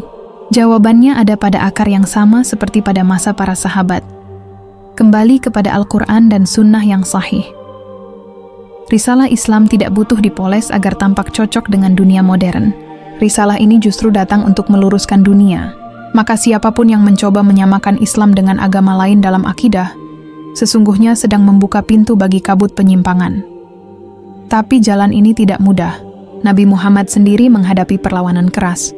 Bukan dari orang yang tidak mengenal Tuhan, tapi dari orang-orang yang menyebut nama Allah sambil menyembah berhala. Mereka menolak risalah bukan karena tidak percaya, tapi karena risalah itu menghapus perantara. Risalah itu meruntuhkan sistem sosial dan ekonomi yang mereka bangun di atas kemusyrikan. Begitu pula hari ini. Risalah Islam bukan ditolak karena ia tidak rasional, tapi karena ia terlalu mengancam sistem dunia yang bergantung pada kompromi, relativisme, dan kekuasaan manusia atas makna. Karena itulah dalam banyak forum, Islam ditekan untuk menjadi lebih moderat. Tapi makna moderat yang dimaksud bukan kembali kepada sikap adil, melainkan melunakkan tauhid. Padahal Islam moderat sejati adalah Islam sebagaimana yang dipahami dan diamalkan oleh Nabi dan para sahabatnya. Islam yang tegas dalam akidah, lembut dalam akhlak, dan adil dalam hukum. Sejarah akan terus mencatat. Setiap kali risalah tauhid muncul dengan tegas, kekuasaan dunia bergetar. Dan setiap kali risalah tauhid dikaburkan, kekuasaan dunia semakin kuat. Maka pertanyaan, kenapa ada banyak agama padahal Tuhan itu satu? Bukanlah pertanyaan sederhana. Jawabannya tidak hanya terletak pada masa lalu, tapi juga sedang terjadi hari ini di depan mata kita. Karena itu bukan pertanyaan tentang Tuhan, tapi tentang manusia yang membangun sekat-sekat di sekelilingnya. Kita sedang menyaksikan babak akhir dari siklus panjang ini. Babak di mana perpecahan agama bukan lagi soal patung dan ritual, tapi soal narasi dan ideologi global. Babak di mana risalah tauhid akan kembali menjadi poros perlawanan terhadap kabut yang ingin menghapus kebenaran tunggal. Dan di tengah kabut itu, suara tauhid tidak akan pernah padam. Ia akan terus menyala, menembus tembok, menembus sekat, mengguncang setiap sistem yang mencoba menyembunyikannya. Jika kita terus membuka lembar-lembar sejarah yang tersembunyi ini, kita akan menemukan bahwa proyek penyatuan agama secara global bukanlah ide acak yang muncul tiba-tiba. Ia adalah rangkaian panjang peristiwa yang direncanakan, dibentuk, dan diwariskan dari generasi ke generasi oleh kekuatan dunia yang paham betul. Mengendalikan agama berarti mengendalikan peradaban. Pola ini dimulai sejak peradaban kuno. Di masa Babilonia, raja-raja bukan sekadar pemimpin politik, mereka diposisikan sebagai perwujudan ilahi. Rakyat tidak hanya tunduk pada hukum negara, tapi juga pada hukum ilahi yang ditetapkan sang penguasa. Sistem keagamaan diatur sedemikian rupa agar tidak ada celah bagi rakyat untuk mengakses Tuhan tanpa melewati tangan para imam dan raja. Dalam sistem seperti ini, tauhid mustahil tumbuh, karena tauhid berarti memutus semua perantara. Begitu juga di Mesir kuno, Firaun tidak sekadar raja, ia dianggap Tuhan itu sendiri. Siapapun yang menentang Firaun dianggap tidak hanya melawan negara, tetapi juga melawan Tuhan. Ketika Musa datang dengan risalah tauhid, perlawanan Firaun begitu keras bukan karena ia tidak percaya akan keberadaan Tuhan, tetapi karena risalah tauhid Musa menghancurkan fondasi kekuasaannya. Risalah itu menghapus perantara, menghapus status suci Firaun, dan mengembalikan otoritas tertinggi hanya kepada Allah. Dari sinilah sejarah penyimpangan selalu dimulai. Agama dijadikan alat untuk mempertahankan struktur kekuasaan manusia. Ketika Romawi mengadopsi agama Nasrani, mereka tidak melakukannya untuk tunduk pada risalah Isa. Mereka melakukannya untuk menjinakkan agama agar sejalan dengan kepentingan negara. Isa diangkat menjadi Tuhan, bukan karena wahyu, tapi karena politik. Kitab Injil dimonopoli, kelompok pengikut tauhid seperti kaum Unitarian diburu dan dihapus dari catatan sejarah. Bukti-bukti keberadaan mereka tidak sepenuhnya hilang. Fragmen tulisan mereka ditemukan di beberapa gua dan reruntuhan gereja awal. Di antaranya teks-teks yang menunjukkan bahwa para pengikut Isa awal tidak menyembah Isa, melainkan menyembah Allah yang Esa. Tapi sejarah resmi yang ditulis oleh Kekaisaran Romawi menghapus semua jejak itu dan menggantinya dengan doktrin Trinitas. Pola ini kembali terulang di masa kolonialisme modern. Saat Eropa mulai menguasai dunia, mereka tidak hanya membawa senjata dan ekonomi, tapi juga membawa teologi baru. Sebuah teologi sekuler yang perlahan-lahan menggeser peran agama dari pusat kehidupan menjadi hanya urusan pribadi. Agama tidak lagi menjadi dasar hukum, tapi sekadar ruang kecil di antara aktivitas duniawi. Seolah-olah Tuhan hanya relevan di dalam rumah ibadah, bukan dalam kehidupan nyata. Dan inilah cikal bakal proyek besar dunia modern, menjadikan semua agama setara, netral, dan tidak absolut. Tidak ada satupun agama yang boleh mengklaim kebenaran tunggal. Semua agama dianggap benar dalam caranya masing-masing. Padahal jika kita kembali ke akar risalah, semua nabi datang membawa pesan yang sama. Sembahlah Allah dan jauhilah tagut, seruan tunggal yang meruntuhkan seluruh sistem perantara salah. Satu pilar kuat yang menjaga kemurnian risalah Islam dari gelombang penyimpangan global ini adalah penjagaan terhadap Al-Quran. Tidak ada kitab suci lain yang memiliki sistem penjagaan sekuat ini. Ribuan sahabat menghafalnya langsung dari Nabi Muhammad. Ratusan ribu tabi'in mewariskannya. Manuskrip-manuskrip kuno Al-Quran yang ditemukan di berbagai wilayah dunia dari Yaman hingga Asia Tengah menunjukkan kesamaan. Isi ayat tanpa perbedaan yang bermakna, dan inilah yang membuat Islam menjadi ancaman bagi proyek penyatuan agama global. Islam tidak bisa diubah dari dalam. Maka satu-satunya jalan bagi kekuatan dunia adalah mengubah cara umat Islam memandang agamanya sendiri. Mereka mulai masuk melalui pendidikan, budaya, dan narasi. Mereka menyisipkan ide bahwa agama hanyalah identitas, bukan kebenaran. bahwa semua agama sama, bahwa fanatisme tauhid adalah ancaman, bahwa eksklusivitas akidah adalah sumber perpecahan. Padahal dalam sejarah panjang peradaban, tauhidlah yang justru menyatukan manusia dalam satu arah ibadah yang lurus. Mari kita perhatikan bagaimana narasi ini bekerja dalam kehidupan sehari-hari. Di banyak negara, generasi muda Muslim diajarkan bahwa semua agama adalah jalan menuju Tuhan. Kalimat ini terdengar toleran dan damai, tapi di baliknya ada jebakan besar. Sebab jika semua jalan dianggap sama, maka tidak ada lagi keharusan untuk berpegang pada risalah yang benar. Semua menjadi relatif. Lalu pelan-pelan, simbol-simbol tauhid dianggap kaku. Sementara ajaran agama yang dikompromikan dianggap modern dan terbuka. Inilah cara paling halus untuk mengikis keimanan. Tanpa harus membakar kitab suci, dalam catatan sejarah, proses seperti ini pernah terjadi pada umat Bani Israel. Awalnya mereka teguh dalam risalah Musa, tapi ketika mereka hidup berdampingan dengan bangsa-bangsa penyembah berhala, mereka mulai membuka celah kecil, kompromi demi kompromi, hingga akhirnya mereka menyembah Tuhan sambil tetap mempertahankan simbol-simbol berhala di sekitar mereka. Begitu pula pada umat Nasrani.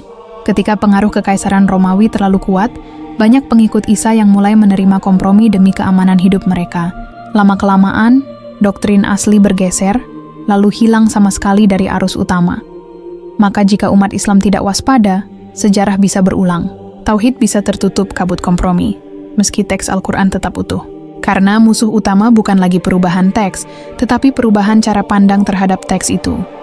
Salah satu tanda paling mencolok dari agenda global ini adalah narasi satu Tuhan, banyak jalan. Narasi ini terdengar indah dan universal, tapi secara akidah, ia meruntuhkan pilar risalah semua nabi. Nabi Nuh tidak pernah berkata banyak jalan. Nabi Ibrahim tidak pernah berkata semua agama sama. Nabi Musa tidak pernah mengajarkan Tuhan bisa didekati dengan cara apa saja. Nabi Isa tidak pernah mengizinkan dirinya disembah. Dan Nabi Muhammad menutup semua jalan perantara dengan kalimat La ilaha illallah. Ketika semua agama diperlakukan sebagai jalan yang sama, maka jalan yang lurus tidak lagi punya makna.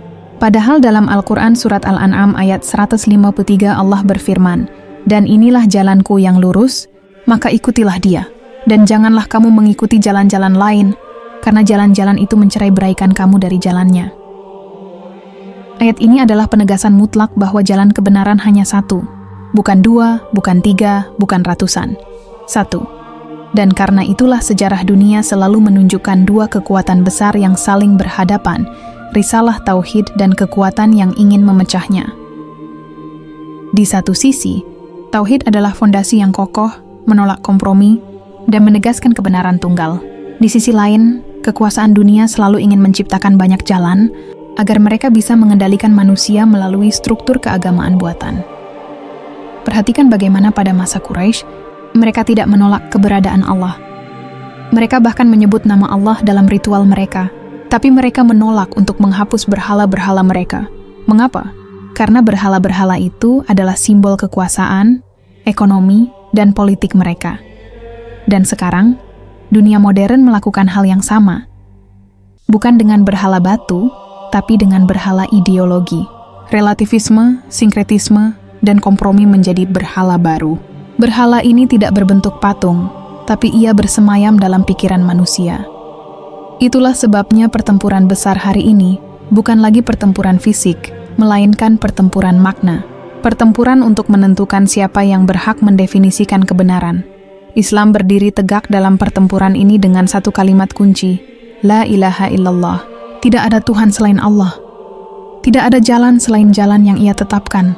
Tidak ada kebenaran selain kebenarannya.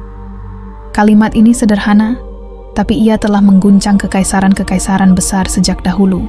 Ia mengguncang Firaun, ia mengguncang Babilonia, ia mengguncang Romawi, ia mengguncang Quraisy, dan ia akan terus mengguncang sistem dunia modern karena kalimat ini tidak memberi ruang bagi kompromi makna. Inilah sebabnya Islam selalu menjadi pusat sorotan. Inilah sebabnya risalah tauhid selalu menjadi target narasi global.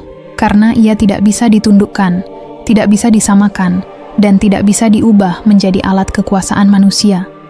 Tapi sejarah juga mengajarkan satu hal penting. Tauhid tidak akan pernah padam. Selalu ada segolongan umat yang menjaga kemurniannya, Sebagaimana sabda Nabi Muhammad tentang keberadaan sekelompok umat yang selalu teguh di atas kebenaran, tidak akan membahayakan mereka siapapun yang menyelisihi mereka. Merekalah penjaga risalah. Mereka bukan lembaga, bukan kekuasaan politik, tapi orang-orang yang memegang teguh tauhid dan sunnah di setiap zaman, di setiap tempat. Dan kini, di zaman modern yang penuh kabut narasi ini, pertempuran itu kembali terbuka lebar. Siapa yang akan menjaga tauhid dari serangan ideologi global? Siapa yang akan melawan penyamaan agama atas nama toleransi palsu? Siapa yang akan berdiri di barisan risalah sebagaimana para nabi berdiri menghadapi kekuasaan dunia? Dalam riak zaman modern ini, kita sedang menyaksikan bagaimana rancangan global untuk membentuk agama universal perlahan-lahan dijalankan, bukan lewat pedang atau perang terbuka, melainkan melalui bahasa, budaya, narasi, dan sistem. Mereka tidak lagi membakar kitab suci secara terang-terangan seperti masa lalu. Sebaliknya, mereka membungkus agenda itu dengan istilah yang terdengar mulia: perdamaian dunia, persaudaraan lintas iman, kesetaraan agama, dan toleransi universal. Kalimat-kalimat ini terdengar indah di telinga siapapun, tapi di baliknya, ada proyek besar yang diam-diam mendorong semua agama untuk melepaskan klaim kebenaran tunggalnya. Lihatlah bagaimana struktur dunia kini dibangun. Di banyak negara, konsep kebenaran agama mutlak dianggap berbahaya karena bisa memicu intoleransi. Orang yang meyakini agamanya satu-satunya yang benar perlahan dilabeli sebagai ekstremis, fanatik atau anti perdamaian. Dan di saat yang sama, penganut ideologi relativisme, mereka yang percaya semua agama sama, justru dianggap modern, terbuka, dan damai. Narasi ini tidak muncul secara alami. Ia dibentuk secara sistematis, dari ruang pendidikan, media massa, hingga lembaga internasional. Perhatikan bagaimana lembaga-lembaga dunia menggulirkan istilah Abrahamic Faith, agama Abrahamik, sebagai payung yang menyatukan 3 agama besar: Islam, Yahudi, dan Kristen. Sekilas terdengar positif, tapi di dalamnya ada upaya menyamakan 3 agama yang dalam akarnya memiliki perbedaan mendasar tentang Tuhan. Islam menegaskan, Allah itu Esa, tidak beranak dan tidak diperanakkan. Yahudi menganggap Tuhan hanya eksklusif untuk mereka. Kristen menuhankan Isa Al-Masih. Jika 3 ajaran ini disatukan tanpa merujuk pada kebenaran yang murni, maka satu-satunya cara adalah menghapus batas kebenaran itu sendiri. Maka lahirlah narasi. Semua agama adalah jalan menuju Tuhan yang sama. Narasi ini terus mengalir ke ruang publik, disebarkan melalui film, lagu, pidato pemimpin dunia, dan kurikulum sekolah. Generasi muda mulai dibiasakan untuk menganggap perbedaan teologis sebagai hal kecil yang tidak perlu diperdebatkan. Padahal perbedaan itu bukan kecil. Ia adalah pondasi keimanan. Ingatlah, para nabi diutus bukan untuk mengatakan semua jalan benar. Mereka datang untuk meluruskan jalan yang menyimpang. Nabi Ibrahim menghancurkan berhala-berhala bukan karena ingin hidup berdampingan dengan penyembah berhala, tapi untuk menegaskan bahwa kebenaran hanya satu. Menyembah Allah yang Esa. Nabi Musa menentang kekuasaan Fir'aun bukan demi persatuan agama, tapi demi membebaskan Bani Israel dari sistem tagut. Nabi Isa tidak pernah meminta disembah. Ia datang untuk mengembalikan tauhid yang telah dikaburkan para imam Yahudi. Nabi Muhammad menutup seluruh jalan perantara dan menegaskan kalimat La ilaha illallah. Maka pertanyaannya, jika semua agama dikatakan sama, lalu mengapa para nabi diutus dengan perjuangan berat? Mengapa mereka harus berhadapan dengan kekuasaan dunia? Mengapa sebagian mereka harus diusir, disiksa, bahkan dibunuh? Jawabannya jelas. Karena risalah tauhid selalu berhadapan dengan sistem yang ingin meniadakan kebenaran tunggal. Lihat pula bagaimana proyek ini bergerak lewat simbol-simbol global. Beberapa tahun terakhir, dunia menyaksikan pembangunan simbol besar, House of Abraham di Abu Dhabi, tempat ibadah 3 agama besar yang dibangun berdampingan. Masjid, gereja, dan sinagoga dalam satu kompleks dengan pesan, kita semua menyembah Tuhan yang sama. Tapi pertanyaannya, Tuhan yang mana? Apakah Tuhan yang Esa yang diajarkan para nabi? Atau Tuhan abstrak hasil kompromi manusia? Simbol ini hanyalah satu dari banyak batu loncatan menuju proyek besar, penciptaan satu sistem spiritual global yang tidak lagi mengizinkan satu agama mengklaim kebenaran tunggal. Kelak, agama-agama tidak lagi dilihat sebagai jalan eksklusif, tapi sekadar budaya lokal yang harus menyatu dalam satu payung ideologi global. Dan bagi Islam, ini bukan sekadar perbedaan pandangan. Ini adalah pertempuran eksistensial. Karena inti Islam bukan sekadar ibadah ritual, tapi penegasan tauhid mutlak. Jika Islam menyetujui narasi semua agama sama, maka kalimat la ilaha illallah kehilangan maknanya. Inilah sebabnya, proyek penyatuan agama tidak pernah bisa berhasil sepenuhnya selama Islam masih ada. Maka cara yang diambil bukan frontal, tapi halus dan perlahan. Pertama, mereka menyerang kesadaran. Mereka membuat generasi muda ragu. Mungkin agamaku benar, tapi agama lain juga benar. Kedua, mereka menyerang keyakinan. Mereka menanamkan bahwa keyakinan eksklusif adalah fanatisme yang harus dihindari. Ketiga, mereka menyerang hukum. Mereka mendorong agar hukum agama tidak lagi punya tempat dalam tatanan negara modern. Keempat, mereka menyerang identitas. Mereka membuat simbol keagamaan terlihat usang dan kaku, sehingga generasi muda malu memegangnya. Ini bukan sekadar teori. Ini pola yang sudah terjadi pada umat sebelumnya. Ketika Bani Israel kehilangan keteguhan akidah, mereka mulai membuka kompromi. Dari kompromi lahirlah penyimpangan. Dari penyimpangan lahirlah sistem yang akhirnya menjauh dari risalah Musa. Ketika pengikut Isa tunduk pada tekanan politik Romawi, mereka perlahan menerima kompromi. Isa dituhankan, Trinitas dilembagakan, Injil ditulis ulang, dan sejarah mereka diputar balikan. Maka umat Islam harus belajar dari masa lalu. Sebab sejarah tidak hanya untuk dikenang, tetapi untuk menjadi peringatan. Allah telah menegaskan dalam Al-Quran surat Al-Baqarah ayat 120. Orang-orang Yahudi dan Nasrani tidak akan rela kepadamu hingga kamu mengikuti agama mereka. Katakanlah, sesungguhnya petunjuk Allah itulah petunjuk yang sebenar-benarnya. Ayat ini bukan untuk menebar permusuhan, tapi untuk membangunkan kesadaran umat. Ada kekuatan yang tidak akan berhenti sampai umat Islam melepaskan kebenaran risalahnya. Karena itu, menjaga tauhid bukan hanya urusan ibadah pribadi. Ini adalah perlawanan ideologis terhadap proyek global yang ingin menjadikan agama hanya sekadar simbol, bukan sumber kebenaran. Tugas menjaga risalah bukan hanya milik para ulama, tapi milik setiap muslim yang masih mengucapkan la ilaha illallah. Setiap muslim adalah penjaga benteng ini. Setiap keyakinan yang teguh adalah tameng terhadap arus besar relativisme yang sedang membanjiri dunia. Mereka boleh membangun 1000 simbol toleransi palsu. Mereka boleh menyebarkan jutaan narasi manis. Tapi selama ada satu hati yang teguh pada tauhid, risalah ini tidak akan padam. Dan sejarah mencatat, kebenaran tidak perlu mayoritas untuk bertahan. Ia hanya butuh orang-orang yang tidak gentar berdiri tegak saat dunia memaksa mereka untuk tunduk. Inilah makna sebenarnya dari sabda Nabi Muhammad. Akan senantiasa ada segolongan dari umatku yang tegak di atas kebenaran, tidak akan membahayakan mereka siapapun yang menyelisihi mereka. Mereka adalah pewaris para nabi. Mereka tidak butuh pengakuan dunia. Mereka tidak mengejar pujian. Mereka hanya berdiri di atas satu kalimat. La ilaha illallah. Lembar sejarah ini mulai menampakkan wajahnya yang sebenarnya. Di satu sisi ada dunia yang membangun satu agama global, dan di sisi lain ada tauhid yang menolak tunduk. Pertempuran ini bukan tentang kekerasan, tapi tentang siapa yang berhasil menguasai makna. Bayangkan jika kita berdiri di tengah gurun sejarah, menghadap ke arah masa lalu yang jauh, di mana satu risalah tauhid diturunkan secara bertahap kepada manusia. Di setiap zaman muncul seorang nabi. Di setiap risalah, satu pesan utama selalu bergema. Sembahlah Allah dan jauhilah taghut. Pesan itu jelas, tegas, tidak memberi ruang untuk multitafsir. Tapi yang terjadi dalam sejarah justru sebaliknya. Pesan itu dibelokkan oleh tangan manusia, dan dari satu risalah lahirlah banyak wajah agama. Pada masa Nabi Nuh, umat manusia masih satu. Mereka mengenal Allah, tapi lambat laun mereka mengagungkan tokoh-tokoh saleh. Dan mereka membangun patung, bukan untuk disembah, tapi untuk dikenang. Dari sekadar mengenang menjadi meminta berkah. Dari meminta berkah menjadi berdoa kepada patung itu.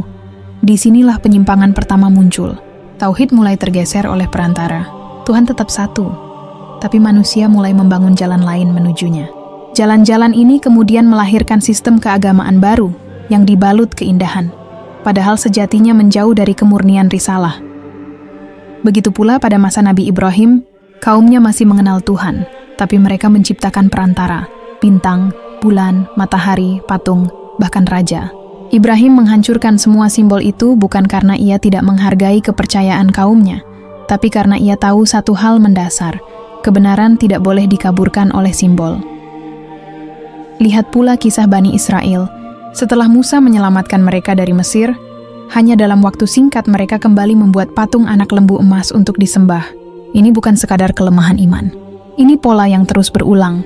Manusia selalu mencari bentuk fisik untuk mengaburkan makna tauhid. Sejarah mencatat, tidak ada agama besar yang muncul dari kekosongan. Semua berakar pada satu risalah tauhid lalu menyimpang. Penyimpangan itu tidak terjadi dalam semalam. Ia dimulai dengan kompromi kecil. Kita hanya menghormati tokoh ini. Kita hanya menjadikannya perantara. Kita tidak menyembahnya, hanya meminta doa. Tuhan pasti menerima semua jalan. Dari kompromi ini lahirlah sekte-sekte, keyakinan baru, dan bentuk-bentuk ritual yang perlahan menjauh dari sumber aslinya. Maka jangan heran bila di dunia modern ini, jumlah agama dan sekte sangat banyak. Itu bukan karena Tuhan banyak. Itu karena manusia mencabik-cabik satu risalah menjadi serpihan-serpihan. Islam datang sebagai risalah terakhir bukan untuk menambah satu agama lagi, tetapi untuk mengembalikan semua serpihan itu ke poros semula. Nabi Muhammad tidak membawa agama baru. Beliau melanjutkan jejak para nabi sebelumnya, tapi dengan risalah yang disempurnakan dan dijaga kemurniannya. Allah berfirman dalam Al-Quran Surat Al-Maidah ayat 3. Pada hari ini telah kusempurnakan untukmu agamamu, dan telah kucukupkan kepadamu nikmatku, dan telah kuridai Islam itu menjadi agamamu. Kalimat ini bukan sekadar pernyataan penutup wahyu. Ia adalah garis tegas bahwa risalah ini adalah puncak dari rangkaian panjang wahyu sejak Adam hingga Muhammad. Maka setiap sistem keagamaan di luar Islam pada hakikatnya hanyalah sisa-sisa serpihan risalah yang telah menyimpang. Namun serpihan-serpihan ini tidak hilang begitu saja. Ia menjadi pondasi peradaban, menjadi sistem politik, menjadi ritual turun-temurun. Dalam perjalanan waktu, setiap serpihan itu membangun identitas sendiri, mengklaim kebenaran sendiri, dan bahkan saling menolak satu sama lain. Ironisnya, ketika Islam datang dengan risalah penyempurna, banyak dari mereka justru tidak menolaknya karena tidak percaya kepada Tuhan, tetapi karena risalah ini membongkar sistem perantara mereka. Risalah Tauhid tidak memberi ruang bagi kompromi. Ia tidak membolehkan dewa tambahan, tidak membolehkan nabi menjadi Tuhan, tidak membolehkan wali dijadikan tempat meminta. Risalah ini menghantam akar penyimpangan secara langsung. Maka jangan heran bila perlawanan terhadap Islam tidak pernah berhenti, bahkan hingga hari ini. Bukan karena Islam membawa kekerasan, tapi karena Islam menabrak fondasi kompromi yang dibangun oleh sistem dunia selama berabad-abad. Lihat bagaimana pada masa Nabi Muhammad, suku Quraisy bukan orang ateis. Mereka percaya kepada Allah, tapi mereka juga menyembah berhala sebagai perantara. Maka ketika Nabi menyeru la ilaha illallah, mereka bukan tidak paham artinya. Mereka tahu betul arti kalimat itu. Tidak ada lagi tempat bagi berhala, tidak ada lagi ruang bagi sistem mereka. Kalimat itu bukan sekadar kalimat spiritual. Ini adalah pukulan ideologis terhadap tatanan yang mereka bangun. Begitu juga di masa sekarang. Dunia bukan sedang menolak Tuhan. Dunia sedang membangun Tuhan versinya sendiri. Tuhan yang bisa ditafsirkan bebas. Tuhan yang tidak punya aturan. Tuhan yang menerima semua jalan. Ini bukan pengakuan terhadap Tuhan, tapi bentuk penyimpangan modern. Penyimpangan modern ini lebih berbahaya daripada penyimpangan masa lalu. Dahulu, berhala bisa dihancurkan secara fisik, tapi hari ini, berhala itu berbentuk ide. Ia mah hidup dalam kepala manusia, dalam kurikulum pendidikan, dalam sistem global. Mereka tidak lagi berkata, ini berhala kami. Mereka berkata, ini kebenaran semua orang. Mereka tidak lagi membakar Al-Quran secara terang-terangan. Mereka mengaburkan maknanya melalui tafsir-tafsir kosong. Mereka tidak lagi menolak Islam secara frontal. Mereka mengajak kompromi, agar Islam kehilangan tajinya sendiri. Maka pertempuran hari ini bukan lagi soal siapa yang punya kuil terbesar. Ini adalah pertempuran makna. Islam berdiri di satu sisi, membawa satu risalah. Dunia berdiri di sisi lain, membawa 1000 tafsir yang bertabrakan.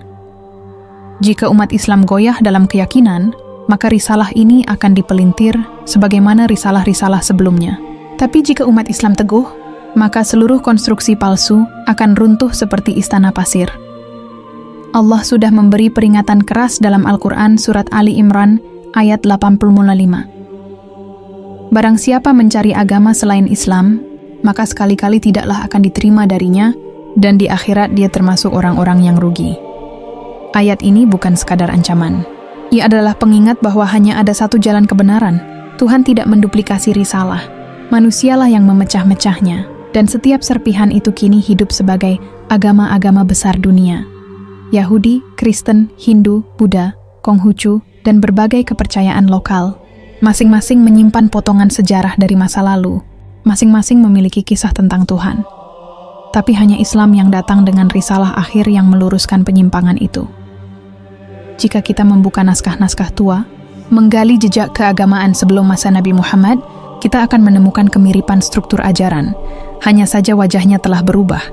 Banyak nabi yang tidak dikenal lagi oleh penganut agama sekarang, tapi disebut dalam Al-Quran. Ini menunjukkan bahwa akar semua agama itu satu, hanya saja cabangnya telah dibelokkan oleh waktu dan manusia. Dan kini, di abad modern, semua cabang itu sedang coba disatukan kembali. Bukan untuk kembali ke akar, tapi untuk menciptakan satu pohon baru. Pohon buatan yang tidak berakar pada wahyu. Inilah mengapa Islam selalu menjadi penghalang besar. Selama Islam masih memegang teguh tauhid, proyek itu tidak akan pernah benar-benar berhasil. Maka tekanan terhadap Islam bukan kebetulan. Itu adalah bagian dari strategi panjang untuk membungkam suara risalah terakhir. Namun, sejarah telah membuktikan berkali-kali, risalah tauhid selalu selamat. Dari zaman Nuh hingga Muhammad, dari zaman raja ke raja, dari kekaisaran ke kekaisaran, sistem dunia silih berganti runtuh, tapi kalimat tauhid tetap hidup, karena ia bukan buatan manusia. Ia adalah pesan dari langit, dan pesan dari langit tidak pernah padam. Kini kita sampai pada lembar terakhir dari perjalanan panjang ini, sebuah perjalanan yang menyingkap satu kenyataan besar. Tuhan memang hanya satu, tetapi manusialah yang membangun sekat-sekat yang memecah risalahnya. Dari masa Nuh hingga Muhammad, risalah tauhid turun dengan satu pesan, sembahlah Allah semata. Tapi sepanjang sejarah, manusia selalu tergoda untuk menambahkan sesuatu di antara mereka dan Tuhan. Simbol, patung, tokoh, sistem, ideologi, kompromi. Semuanya perlahan menggeser makna asli. Agama-agama yang banyak itu bukanlah bukti bahwa Tuhan bermacam-macam. Ia justru bukti bahwa manusia berkali-kali melupakan sumber yang satu kaum Nuh memulai dengan perantara. Kaum Ibrahim membangun berhala. Kaum Musa menukar kebenaran dengan anak lembu. Emas kaum Isa menyembah utusan sebagai Tuhan. Dan dunia modern kini menyembah gagasan yang mereka ciptakan sendiri. Islam datang bukan untuk menambah serpihan, melainkan untuk menyatukan kembali makna yang tercerai. Risalah Nabi Muhammad adalah risalah penyempurna, bukan pelengkap. Ia tidak tunduk pada kompromi dunia, tidak mengikuti narasi buatan manusia. Ia berdiri sendiri, di atas pondasi la ilaha illallah. Dan disinilah ketegangan sejarah mencapai puncaknya. Proyek global terus bergerak untuk mencairkan sekat antaragama, bukan dengan mengembalikan semuanya kepada tauhid, tapi dengan menghapus klaim kebenaran tunggal. Dunia ingin satu agama buatan, satu Tuhan kabur, satu sistem spiritual universal yang tidak lagi berbicara tentang benar atau salah.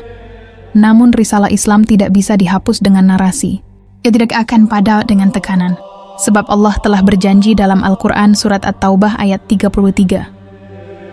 Dialah yang telah mengutus Rasul-Nya dengan petunjuk dan agama yang benar untuk dimenangkan atas segala agama, walaupun orang-orang musyrik tidak menyukainya. Ini bukan sekadar janji kemenangan. Ini kepastian sejarah. Semua sistem buatan manusia akan hancur, sebagaimana kerajaan dan kekuasaan besar sebelum Islam runtuh. Tapi kalimat tauhid akan tetap berdiri tegak. Islam bukan agama kompromi. Ia agama penegas kebenaran. Ia tidak tunduk kepada diplomasi politik dunia. Ia tidak menawar prinsip untuk mendapatkan penerimaan global. Ia membawa satu kalimat yang membelah dua, antara yang benar dan yang batil. Karena itulah, siapapun yang benar-benar memahami Islam akan menyadari bahwa pertarungan ini bukan soal banyaknya agama, melainkan soal siapa yang berani menjaga kemurnian risalah di tengah tekanan global. Setiap generasi punya ujiannya. Umat Nuh diuji dengan perantara. Umat Ibrahim diuji dengan berhala. Umat Musa diuji dengan lembu emas.